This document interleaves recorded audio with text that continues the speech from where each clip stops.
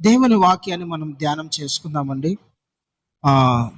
నిర్గమాకాండం 34 అధ్యాయం 28వ వచనంలో ఒక మాట ఉంటుంది. నిర్గమాకాండము 34 అధ్యాయం 28వ వచనాన్ని ఒకసారి తీయండి, చదవండి.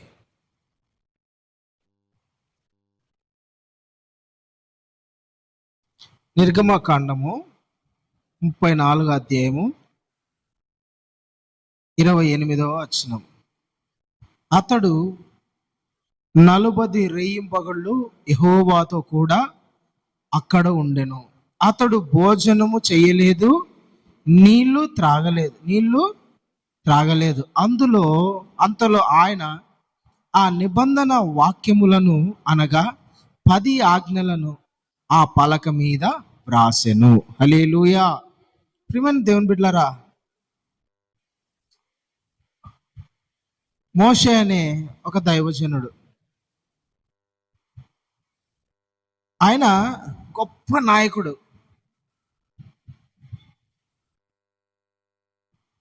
అతను 20 లక్షల మందిని ఐగుప్తులో బానిసలుగా ఉన్న వాళ్ళను విడిపించి దేవుడు చూపించిన కానాను దేశం, వాగ్దాన దేశానికి దేవుడు నడిపిస్తా ఉన్నాడు.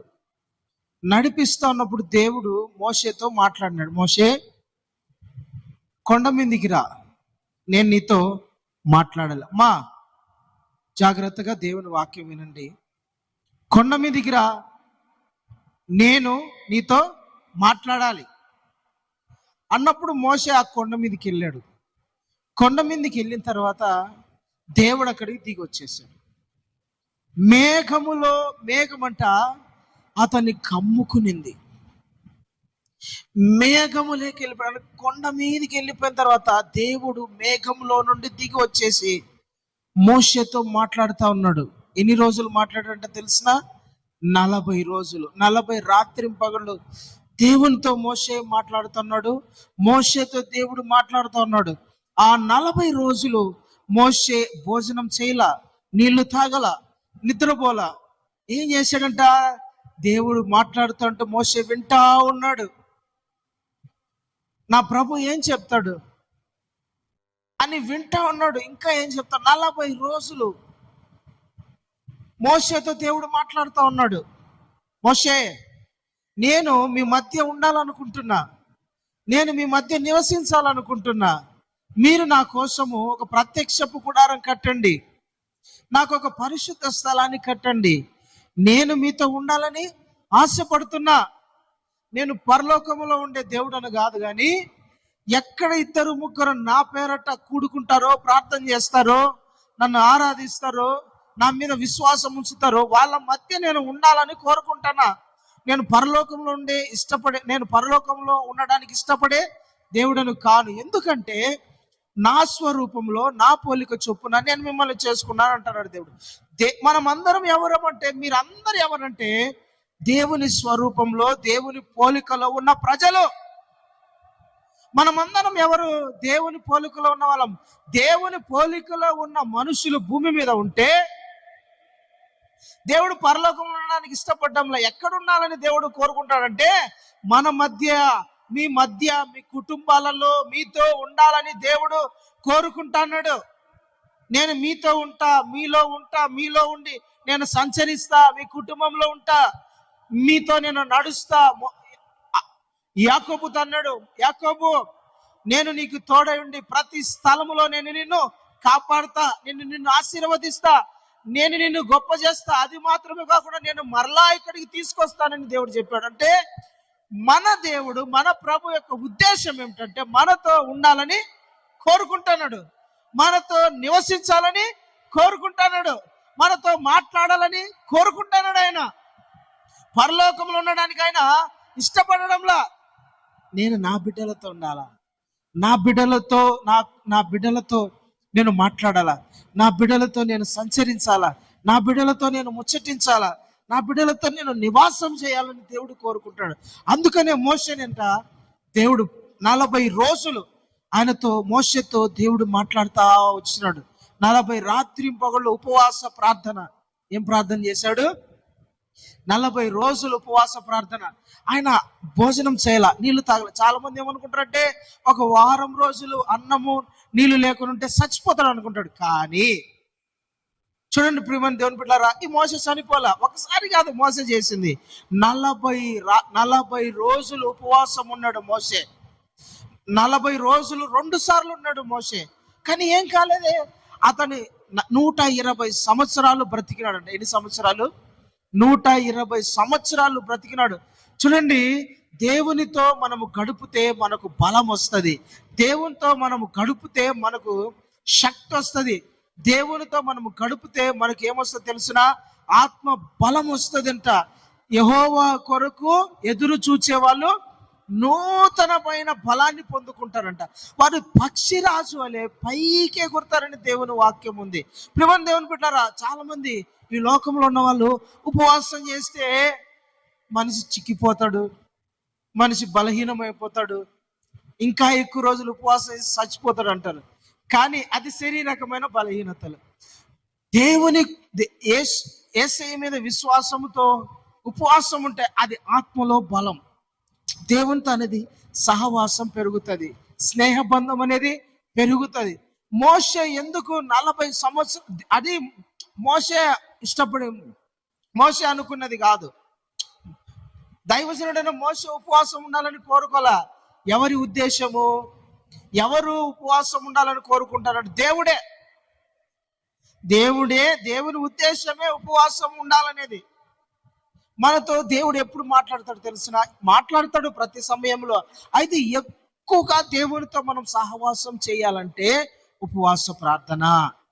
హల్లెలూయా, హల్లెలూయా. దేవుని ఉద్దేశం అది. ఉపవాస ప్రార్థన అనేది మనిషి ఏర్పరిచింది, మనిషి అనుకునేది కాదు. అది దేవుని మనసులో దేవుని చిత్తమైనది. అంటే దేవుని ఇష్టం, దేవుడే పెట్టినాడు ఆ పద్ధతి. ఏమిటా పద్ధతి అంటే ఉపవాస ప్రార్థన. ఉపవాసం ఉండి దేవుని సన్నిధిలో కూర్చుంటే దేవుడు వాళ్ళను బలపరుస్తాడు. అది దేవుని యొక్క ఉద్దేశం. అందుకనే ప్రియమైన దేవుని బిడ్డలారా, క్రైస్తవుల జీవితం ఏంటంటే ఎక్కువగా గుర్తుపెట్టుకోండి, ఖచ్చితంగా విశ్వాసము, ఉపవాస ప్రార్థనలతో మన ఆత్మీయ జీవితం, దేవుని వాక్యముతో మనల్ని మనం కట్టుకోవాలా. విశ్వాసం ఉండాలా, ఉపవాస ప్రార్థన ఉండాలా, తర్వాత దేవుని వాక్యం ఉండాలా.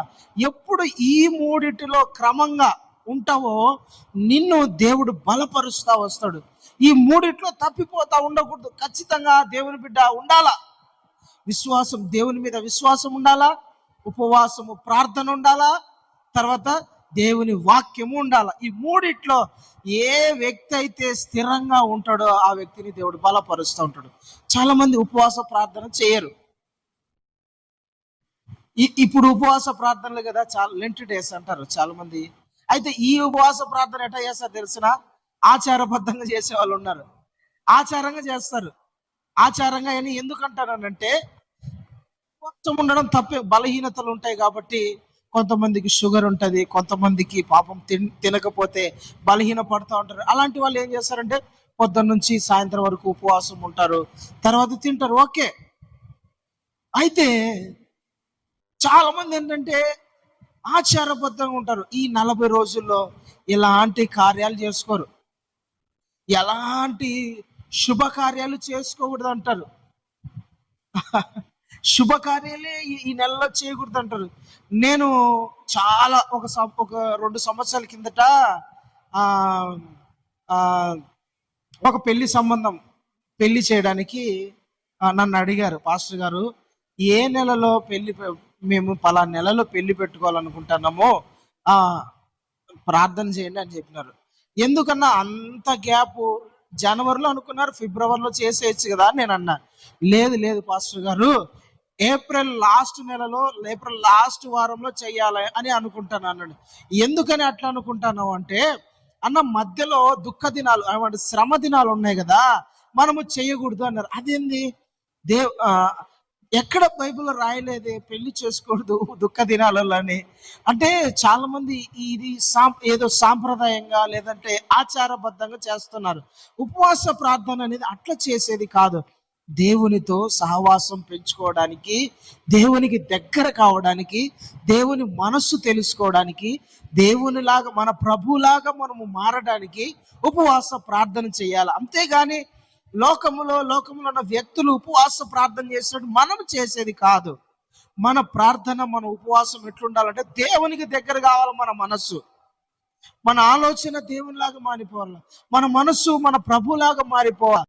మన నడవడిక, మన మాట తీరు, మన చూపు, మన విధానం అన్ని కూడా యేసయ్యలాగా మారిపోవాలి. అందుకోసమనే మోషేని దేవుడు కొండ మీదికి రా, నేను నీతో మాట్లాడాలి. హల్లెలూయా, నీకు స్తోత్రం కలుగును గాక. ఒకసారి కింద వచ్చి నిర్గమాకాండము 34 అధ్యాయము 9వ వచనంలో నిర్గమాకాండము 29. మోషే సీనాయి కొండ దిగుచుండగా శాసనములు గల ఆ 2 పలకలు మోషే చేతిలో ఉండెను.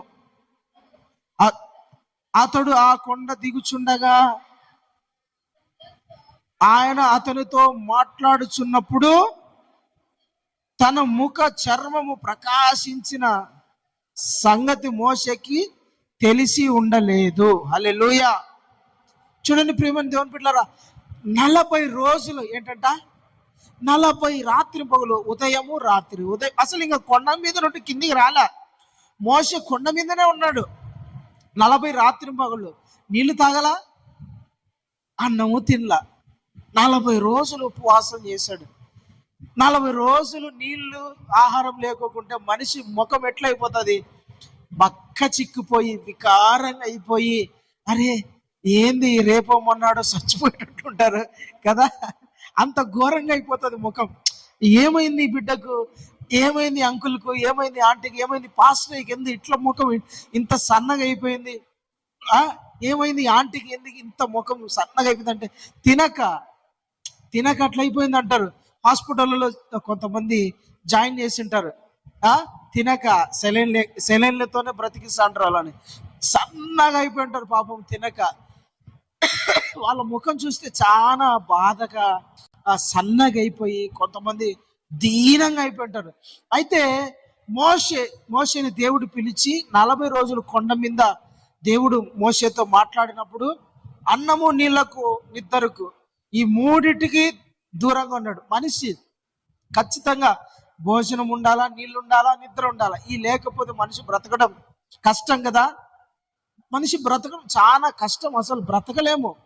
నిద్ర లేకపోయినా, తిండి లేకపోయినా, నీళ్ళు లేకపోయినా, ఇవి మనిషి జీవితంలో చాలా ముఖ్యమైనటి.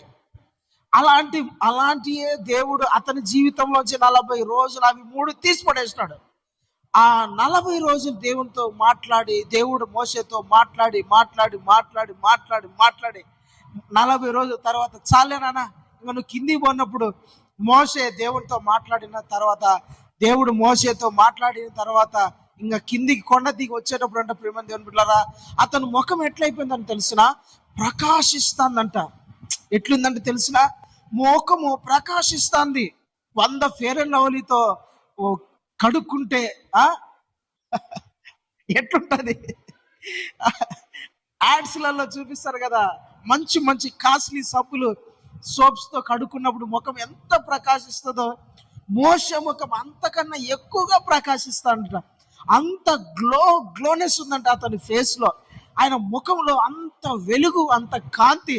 అది మోషే కూడా తెలియదు. కొండ దిగి వస్తా ఉన్నప్పుడు చుట్టూ ప్రజలంతా మోషేని చూడలేక ముఖాన్ని కప్పేసుకున్నారు. అంటే వాళ్ళ మోషే ముఖం అంత మెరిసిపోతుంది, తగ లాడిపోతుంది. అంటే ఒక సూర్యుడు ఏ విధంగా మెరుస్తాడు, మోషే ముఖం అంత కాంతితో నిండిపోయింది. హల్లెలూయా. అది ఆత్మ సంబంధమైన సౌందర్యం. ఏంటి? ఆత్మ సంబంధమైన సౌందర్యం అండి. అది అలంకరణతో, భూ సంబంధమైన అలంకరణతో వచ్చే సౌందర్యం కాదది. భూ సంబంధమైన వాటితో వచ్చే సౌందర్యం కాదది. భూ సంబంధమైన వాటితో తెచ్చుకున్న సౌందర్యము అందం కాదది. ఎక్కడి నుంచి వచ్చింది ఆ అందము, ఆ సౌందర్యం అంటే యేసయ్యతో 40 రోజులు ఉపవాస ప్రార్థనలు చేయడం వలన వచ్చిన అందము, ఆ సౌందర్యము, ఆ ప్రకాశం. హల్లెలూయా. నేను చెప్పేది ఏంటంటే, నువ్వు బాగా అందంగా తయారు కావాలనుకుంటున్నావా? బాగా అందంగా ఉండాలనుకో, అందరికన్నా అందంగా కనపడాలనుకుంటే భూ సంబంధమైనట్టు వాడకూడదు. నేను అనేది ఏంటంటే వాడాల్సిన అవసరం లేదు. ఫేర్ అండ్ లవ్లీ అని, మంచి మంచి కాస్ట్లీ సోప్స్ అని, ఇవన్నీ వాడని అవసరం. నువ్వు ఏం చేయాలో తెలిసిన, ఉపవాస ప్రార్థన ఎక్కువ చేయి, దేవునితో ఎక్కువ గడుపు. దేవుడు నిన్ను ఏం చేస్తా తెలిసిన, తన మీద ఉన్న వెలుగు నీ మీద పడేటట్టు చేస్తాడు. నీ మీద ప్రకాశిస్తుంది. అప్పుడు ఏమవుతుంది, నీ ముఖము మెరిసిపోతుంది. ప్రజలకు అబ్బా ఏంటి ముఖములో ఉన్న స్పెషాలిటీ, ఏ సోప్తో కడుగుతానో చెల్లి, ఏ సోప్తో కడుగుతానో తమ్ముడా, ఏం క్రీమ్ వాడతానో, అప్పుడు నువ్వు చెప్పాలా, దేవుని క్రీమ్ వాడతానోలే, ఏంటి ఏసయ్య సబ్బు వాడతానా. హల్లెలూయా, దేవునికి స్తోత్రం. ఉపవాస ప్రార్థన చూడండి, మన సౌందర్యం మారిపోతుంది. మన సౌందర్యము మారిపోతుందండి. దేవుడు అలా మార్చేస్తాడు మనల్ని. అయితే మనం చూసిన ఉపవాస ప్రార్థన చెయ్యాలి, మన సౌందర్యము మారిపోతుంది. అది భూ సంబంధమైన వాటి ద్వారా వచ్చినది కాదు. రెండోది ఏంటో తెలిసిన, కొరింథీ పత్రిక ఉంటుంది. మీరు ఒకసారి ఆ మాట చదవండి. కొరింథీలకు రాసిన 2వ పత్రిక 3వ అధ్యాయం 6వ వచనం ఒకసారి చదువుమా. కొరింథీలకు రాసిన 2వ పత్రిక 3వ అధ్యాయము 6వ వచనాన్ని ఒకసారి చదవండి.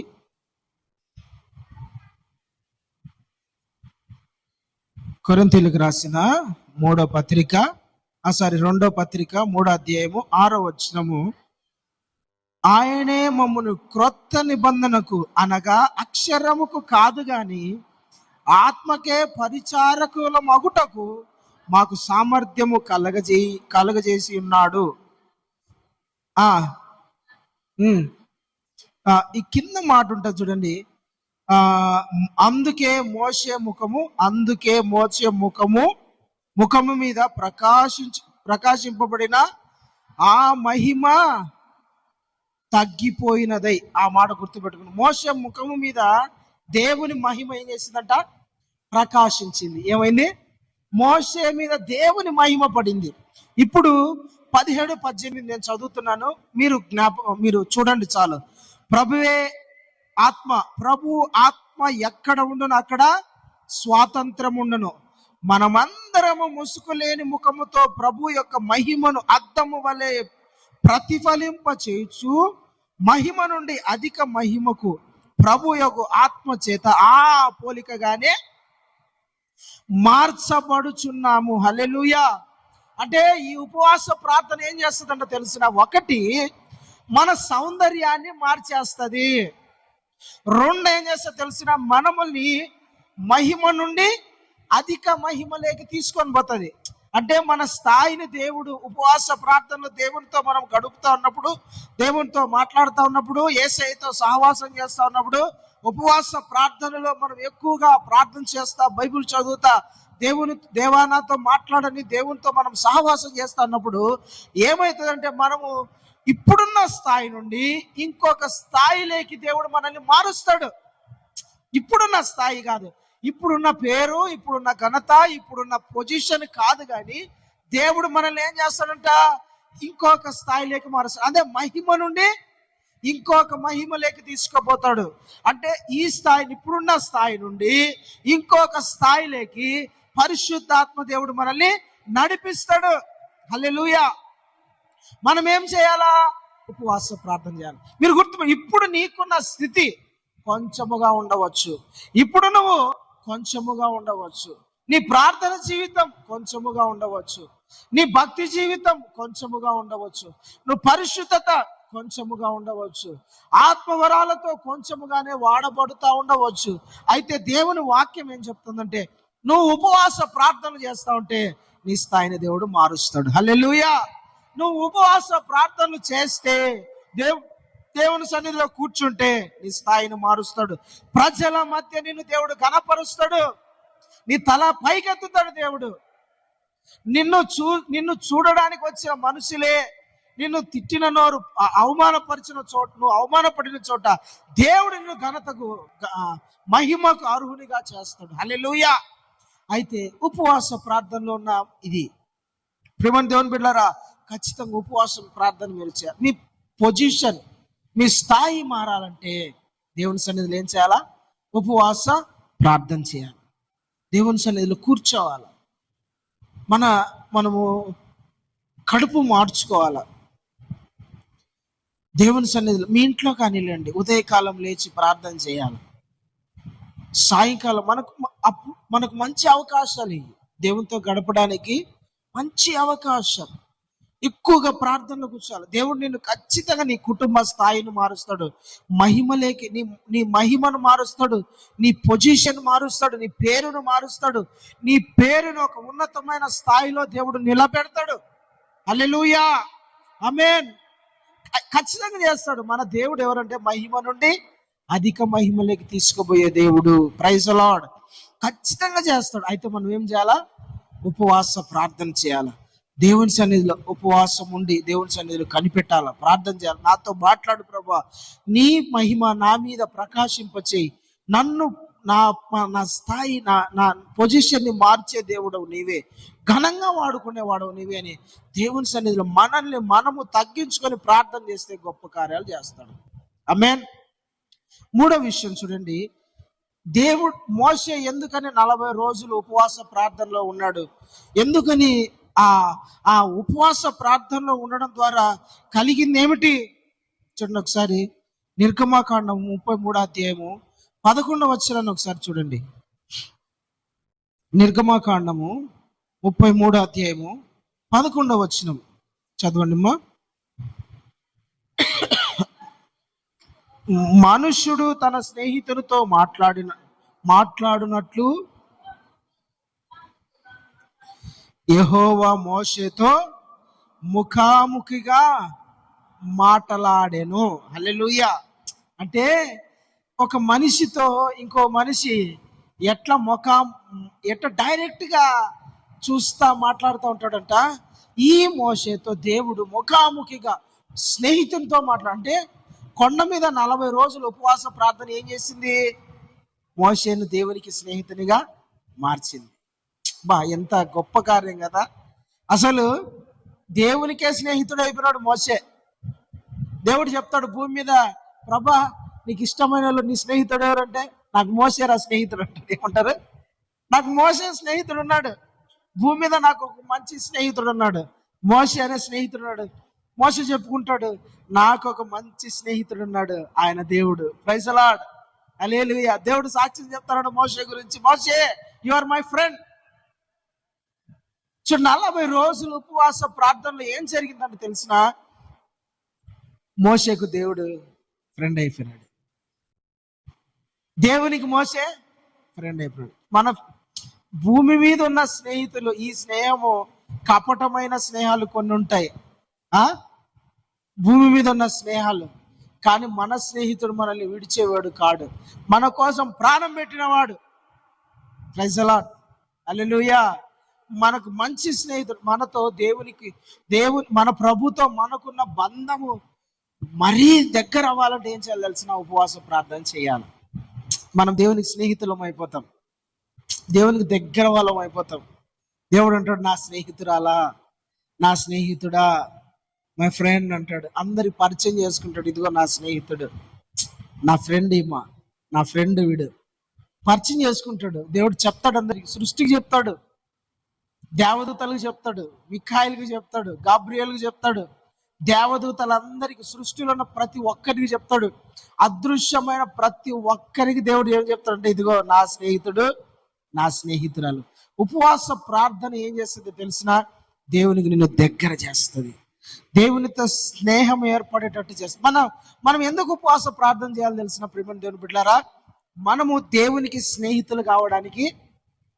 ఇప్పుడు మనకి ఏదైనా ఒక ఇబ్బంది వచ్చింది అనుకోండి, మనకు టక్కని వెంటనే గుర్తొచ్చేది, నా స్నేహితుడైతే, నా స్నేహితురాలైతే నాకు సహాయం చేస్తుంది.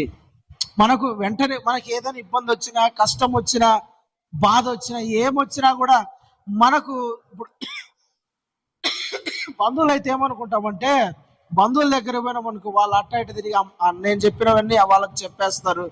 లేదంటే ఏదో నాకు సంథింగ్ ఏదో ఒకటి అనుకుంటాం. కానీ స్నేహితుల విషయంలో అట్లా అనుకోం. నా స్నేహితురాలైతే, నా స్నేహితుడైతే నన్ను కవర్ చేస్తారు, నన్ను కప్పి పెడతారు, నన్ను దాచి పెడతారు, నా విషయాలు రహస్యంగా గోప్యంగా ఉంచుతారని స్నేహితులను ఎక్కువగా నమ్ముతాం కదా. అవునా కదా? నాకు సహాయం చేస్తాడు, నాకు తోడుగా ఉంటాడు. ఫ్రెండ్, మీ ఫ్రెండ్స్గా ఏం ముద్దు ముద్దు పేర్లు పెట్టి పిలుచుకున్నాడు. అరే నాకు నాతో రారా, అర్జెంట్ పని ఉందంటాడు, పరిగెత్తుతా వచ్చేస్తాడు స్నేహితులు. మన దేవుడు ఎవరో తెలిసిన, మన దేవుడు మనకు స్నేహితుడిగా ఉండాలనుకుంటున్నాడు. హల్లెలూయా. భూమి మీద ఉన్న స్నేహితులు కాదు, కానీ పరలోకముందున్న దేవునితోనే మన స్నేహ బంధము ఏర్పరచుకోవాలి. ఉపవాస ప్రార్థన ఏం చేస్తా తెలిసిన, దేవునితో నీకు స్నేహాన్ని దగ్గరయ్యేటట్టుగా స్నేహ బంధాన్ని ఏర్పాటు చేస్తుంది. ఆ ఉపవాసం అందుకోసం చేయాల. నన్ను ఆశీర్వదించు ప్రభా, నన్ను స్నేహితుని దగ్గర పోయి అరే నాకు చాక్లెట్, నాకు బిస్కెట్, నాకు 10,000 డబ్బి, ఎప్పుడు ఏంద్రా ఈడు వచ్చినప్పుడల్లా ఏదో ఒకటి అడుగుతా ఉంటాడు అనుకుంటారు. అవునా? మన స్నేహితులు, మీ ఫ్రెండ్స్ ఉంటారండి, ఎప్పుడు పోయినా కూడా అరే నాకు ఒక బైక్ కొనిపిరా. మీకు మంచి ధనవంతురాలు ఒక ఆమె ఉందనుకోండి, ధనవంతురాలు ఒక స్నేహితురాలు. పురుషులకైతే ధనవంతుడు ఒక స్నేహితుడు ఉన్నాడు. అతని దగ్గర పోయినప్పుడల్లా మీరు అరే నాకు ఒక బండి కొనిపిరా, కొనిపిస్తుంది. అరే నాకు ఒక సైకిల్, ఒక కార్, ఒక మొబైల్, ఒక మంచి డ్రెస్, లేదంటే అది ఇది ఇది అది ఎప్పుడు ఏదో ఒకటి అడుగుతానే ఉన్నారు అనుకోండి. అతను ఏమనుకుంటాడంటే, ఆమె ఏమనుకుంటుందని, ఎప్పుడు నా కాడ ఏదో ఒకటి ఆశిస్తావు కానీ నేను ఇస్తాను కదా, నేను ఇంతగా నన్ను ఎప్పుడు ఏదో ఒకటి అడుగుతానవే, నేనంటే నీకు ఇష్టం ఉందా లేదా?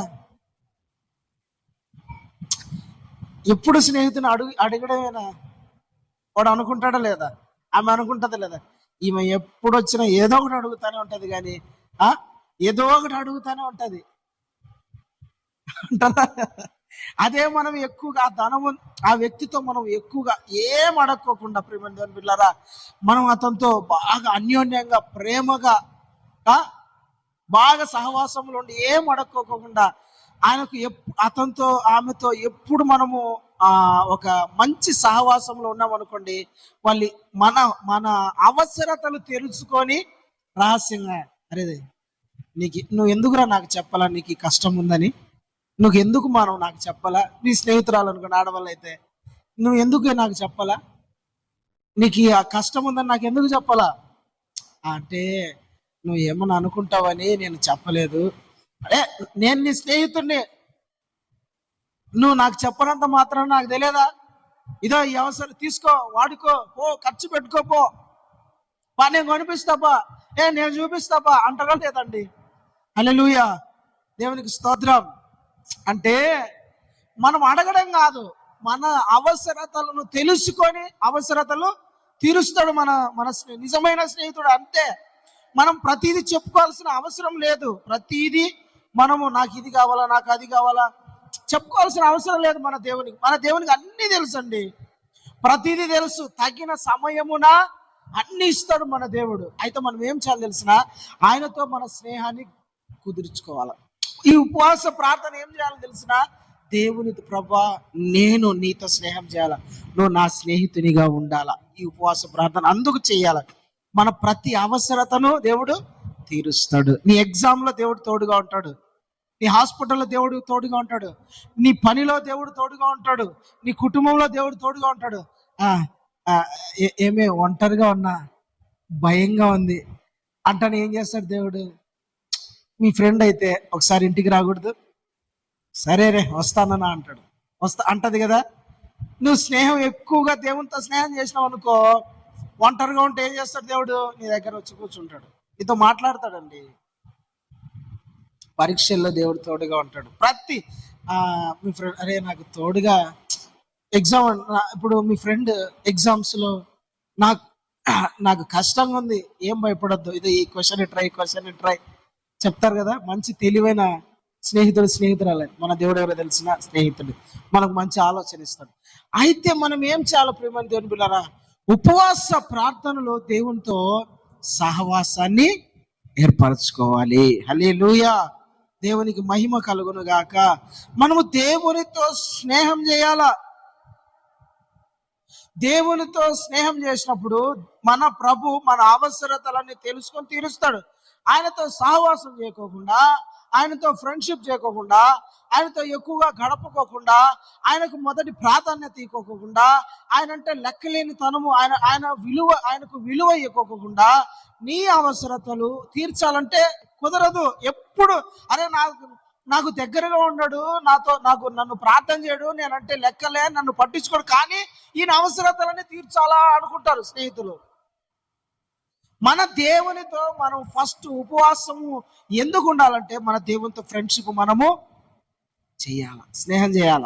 అప్పుడు దేవుడు నీ అవసరతలు తీర్చడమే కాదు, నిన్ను గొప్పగా ఆశీర్వదించి లోకములో ఒక గొప్ప వ్యక్తిగా దేవుడు నిన్ను నడిపిస్తాడు. ఆమేన్. ఆఖరి వచనం చెప్పి నేను ముగిస్తాను. సంఖ్యాకాండము 12వ అధ్యాయం. సంఖ్యాకాండము 12వ అధ్యాయము 3వ వచనాన్ని ఒకసారి చదవండి. సంఖ్యాకాండము 12వ అధ్యాయము 3వ వచనం. యెహోవా ఆ మాట వినెను. బాగా చూడండి. యెహోవా ఆ మాట వినెను. మోషే భూమి మీదనున్న వారందరిలో మిక్కిలి ఏం చేస్తాడు? మిక్కిలి సాత్వికుడు. భూమి మీద ఉన్న వాళ్ళందరిలో కంటే ఈ మోషే ఎలాంటి వాడయ్య అంటే మిక్కిలి సాత్వికుడు. సాత్వికుడు అంటే ఏంటో చెప్తా వినండి. ఇప్పుడు మోషే రాజ కుటుంబంలో పెరిగిన వాడు, రాజు కాబోయేవాడు. మోషే రాజ కుటుంబంలో పెరిగినాడు, రాజు కావాల్సిన వాడు, గొప్పవాడు. అతనికి రాజు కావడానికి ఏ ట్రైనింగ్ కావాలో అన్ని ట్రైనింగ్లు తీసుకునేవాడు.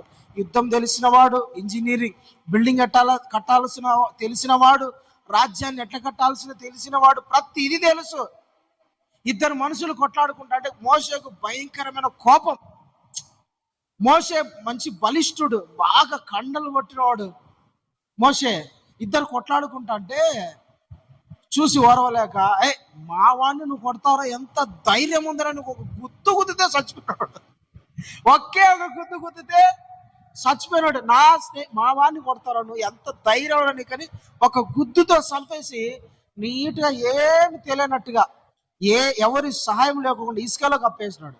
ఇసుకలో ఒక శవాన్ని కప్పాలంటే ఎంత కష్టం, మట్టిలో కప్పచ్చు, కానీ ఇసుక గుంత తీస్తాంటే పడతాండది, గుంత తీస్తాడు. కోపం మోషేకి. అయితే ప్రియమైన దేవుని బిడ్డలారా, అంత కోపం కలిగిన వాడు, అంత ఆవేశపరుడు, ఒక గుద్దుతో మనిషిని చంపేసిన వాడు ఇప్పుడు ఎట్టయిపోయినాడు తెలిసిన? దేవుడితో మోషే సహవాసం చేసినాడు. ఉపవాస ప్రార్థన ఏం చేస్తుంది తెలిసిన? దేవుడితో మోషే గడిపినప్పుడు 40 రోజులు ఉపవాస ప్రార్థన చేసినప్పుడు దేవుడు ఏం చేశాడు? ఆయనలో ఉన్న గుణగణాలన్నీ మోషే తెలుసుకున్నాడు. అంటే మోషే ఉపవాస ప్రార్థనలు దేవుని మనసు తెలుసుకున్నాడు. ప్రభు ఏ విషయంలో ఎట్లా స్పందిస్తాడు, ఎట్లా మాట్లాడతాడు. మోషే దేవుని మనసు తెలుసుకున్నాడు. మోషే ఎట్లా అయిపోయినాడో తెలిసిన? సాత్వికుడు అయిపోయినాడు. ఏమైపోయినాడు? సాత్వికుడు అయిపోయినాడు. ఒక్కడు వ్యతిరేకంగా చేస్తానంటే కొట్టి చంపినాడు. ఇప్పుడు 20 లక్షల మందిని మోషే నడిపిస్తా ఉంటే అడుగేస్తే మోషే మీద వ్యతిరేకంగా మాట్లాడడమే, అడుగేస్తే మోషే మీద తిరుగుబాటే, మోషే మీద సనగడమే, గొనగడమే, తిట్టడమే. ఐగుప్తుల శవాలు లేవా నీటికి తీసుకొచ్చినావా అంటారు కొందరు. మాకు తిండి లేదనే వాళ్ళు కొందరు, నీళ్లు లేవనే వాళ్ళు కొందరు. రకరకాలుగా శోధించి బాధ పెట్టి తిట్టి అవమానపరుస్తారు. కానీ మోషే మటుకు సైలెంట్గా ఉంటాడు. ఆడిపోయి ఆడ మూలను కూర్చొని ప్రార్థన చేసి, ప్రభువా నీ బిడ్డలు భోజనం అడుగుతున్నారయ్యా, నీ బిడ్డలు నీళ్ళు అడుగుతున్నారయ్యా, నీ బిడ్డలు మంచి వసతులు కావాలంటయ్యా అని పోయి ప్రార్థన చేసి వస్తా ఉంటాడు. అప్పుడు మోషే ఉపవాస ప్రార్థనలో లేనప్పుడు ఎలాంటి వాడంట? ఎవడైనా వ్యతిరేకం కనపడితే కొట్టి చంపేసేవాడు. అంత కోపిస్తాడు మోషే, అంత బలిష్ఠుడు మోషే టైప్ అంటే. ప్రేమ దేవుని బిడ్డారా, ఎవ్వరు ఎన్ని తిట్టినా సరే మౌనంగా ఉండిపోయినాడు. వాళ్ళ ఎదురుగానే కాళ్ళ ఎదురుగా సాష్టాంగ పడతాడంట. బా ఏం మాట! అసలు భూమి మీద మోషే అలాంటి మిక్కిలి అలాంటి వాళ్ళు భూమి మీద ఉన్న వాళ్ళందరిలో మిక్కిలి సాత్వికుడు అంట. అంటే సాత్వికమైన వాడు ఎన్ని తిట్టినా ఎన్ని మాట్లాడినా మౌనమైపోయేవాడంట. ఇలాంటి లక్షణం ఎక్కడి నుంచి వచ్చింది మోషేనికంటే, ఉపవాస ప్రార్థనలో దేవుడు నాతో మాట్లాడినప్పుడు నాలోకి సాత్వికం వచ్చింది, నాలో కోపం పోయింది, ఆవేశం పోయింది. ఇతరులకు హాని చేయాలా, కొట్టాలా, చంపాలా, లేదంటే అనాలన్నా ఆ మనసు పోయింది మోషలో. నేను చెప్పేది ఏంటంటే, మనలో ఈ మనసు రావాలంటే, దేవునికి ఇష్టమైన ఫలము, సాత్వికము అనే ఫలము మనలో కనపడాలంటే, మనం దేవునితో ఏం చేయాలంట? ఉపవాసము ప్రార్థనతో దేవునితో సహవాసం చేస్తే మనలో ఈ సాత్వికం అనే ఫలం కనపడుతుంది. మనలో కూడా సాత్వికం వస్తుంది. ప్రైజ్ ది లార్డ్, హల్లెలూయా. సాత్వికులు ధన్యులు, వాళ్ళు ఏమని ఉంటుంది తెలుసురా? సాత్వికులు ధన్యులు, వాళ్ళు భూలోకమును స్వతంత్రించుకుంటారు. కోపిష్ఠులు భూమిని స్వతంత్రించుకోరు, కోపిష్ఠులు కుటుంబాన్ని స్వతంత్రించుకోరు, జగడమాలే వాళ్ళు స్నేహితులను సంపాదించుకోలేరు, తిరుగుబాటు చేసే వాళ్ళు మనుషులను సంపాదించుకోలేరు. ఎవరు భూమిని స్వతంత్రించుకుంటారు, మనుషులను స్వతంత్రించుకుంటారు, మనుషులను వాళ్ళ వైపు తిప్పుకోగలరంటే సాత్వికులు. ఎవరంట? సాత్వికులు ధన్యులు, వాళ్ళు భూలోకమును స్వతంత్రించుకుంటారు. ఈ సాత్వికం ఎక్కడి నుంచి వస్తుంది? ఉపవాస ప్రార్థన. యేసయ్యతో మనము ఉపవాస ప్రార్థన చేసినప్పుడు సాత్వికం వస్తుంది. ఈ సాత్వికం ఏం చేస్తుందంటే, మనుష్యులను సంపాదించుకునే వాళ్ళగా చేస్తుంది, కుటుంబాలను సంపాదించే వాళ్ళగా చేస్తుంది, దేశము మీద అధికారిగా చేసేటట్టు ఈ సాత్వికం చేస్తుంది. కాబట్టి మనం ఏం చేయాలి తెలిసిన? ఉపవాస ప్రార్థనలు, ప్రభువా నీ సాత్వికమైన మనసు నాకు ఈ ప్రభువా, నీ సాత్వికమైన అంటే నీలాగా తొందరపడకోకుండా మాట్లాడే మనసు నాకు ఇవ్వండి, ఎన్ని అన్నా ఓర్చుకునే మనసు నాకు ఇవ్వండి, సహించే మనసు నాకు ఇవ్వండి అని మనం ప్రార్థన చేయాలి. ఈ మనసు ఎప్పుడు వస్తుందంటే ఉపవాస ప్రార్థన. ఉపవాస ప్రార్థన లేకపోతే ఈ మనసు రాదు. ఎన్ని ఉన్నా కూడా మన ముఖం మీద కోపం కనపడకూడదు, ఆవేశం కనపడకూడదు, తొందరపాటు కనపడకూడదు. నెమ్మది, నిదానం, సమాధానం ఎప్పుడు కనపడుతుంది అంటే, ప్రేమ దేవుని బిడ్డలారా, దేవుని మహిమ నీ మీద ఉదయించినప్పుడు, హల్లెలూయా, దేవుని మహిమ నీ మీదకి దిగి వచ్చినప్పుడు. అందుకని మనం ఏం చేయాలంటే ఉపవాస ప్రార్థన చేయాలి. ఉపవాస ప్రార్థన అంత శక్తివంతమైనది, అంత బలమైనది. మనం ప్రార్థన చేసుకుందాం. మోకరించండి అందరూ కూడా. ఒక్క నిమిషం మనం మోకరించుతాం, మనం మోకరించుదాం, ప్రార్థన చేసుకుందాం. హల్లెలూయా, హల్లెలూయా, స్తోత్రం, స్తోత్రం. మీరున్న చోట మోకరించండి, ప్రార్థన చేద్దాం. పరిశుద్ధుడా నీకు స్తోత్రం నాయన, గొప్ప దేవా నీకు వందనాలు. అందరూ ఇదో చెప్పబడిన వాక్యం ఒక్కసారి జ్ఞాపకం చేసుకొని, మోషే 40 రాత్రి పగళ్ళు దేవునితో అన్నాడు. ఉపవాసం అనేది మన ఇష్టమైనది కాదు, కానీ మనమేదో మన ఊహకు వచ్చినట్టు చేసేది కాదు, కానీ అది దేవుని మనస్సులో ఉన్నది. ఉపవాస ప్రార్థన మనం చేయాలి. మనకు ఆశీర్వాదం ఉపవాస ప్రార్థన చేస్తే. అందరం ప్రార్థన చేద్దాం. ప్రభువా మేమందరము కూడా ఉపవాస ప్రార్థనలో ఉండేటట్టు నన్ను బలపరచును. ఉపవాస ప్రార్థన ఏం చేసింది? మోషే ముఖము మెరిసేటట్టు చేసింది, మోషే ముఖము ప్రకాశించేటట్లు చేసింది, మోషే ముఖము సౌందర్యంగా మారిపోయింది, మోషే ముఖము అందంగా మారిపోయింది. ప్రజలు కూడా చూడలేనంత మహిమతో, వెలుగుతో మోషే యొక్క ముఖము అలా ప్రకాశించింది. ప్రభువా నువ్వు ప్రార్థన చేయి, నువ్వు అడుగు, దేవుని సన్నిధిలో అడుగు. నేను కూడా కూర్చోవాలా, నీకు ఆ సమర్పణ రావాలా, తీర్మానం తీసుకోవాలి. నీ ముఖము కూడా దేవుడు ప్రకాశింప చేస్తాడు. నీ ముఖము మీద దేవుని మహిమ ఉదయిస్తుంది, నీ ముఖము మీద దేవుని శక్తి దిగి వస్తుంది.